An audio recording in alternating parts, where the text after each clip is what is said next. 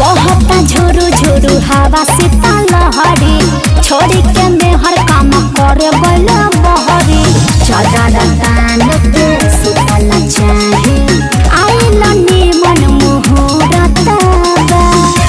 मौसम बड़ी खूबसूरत बा जड़ा हमें मरद के जरूरत बा मौसम बड़ी खूबसूरत बा जड़ा हमें मरद के जरूरत बा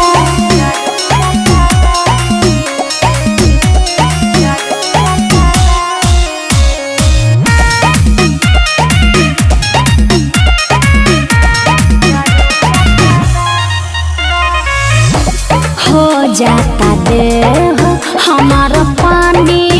लेखा पाला हो आओ हरा जाए के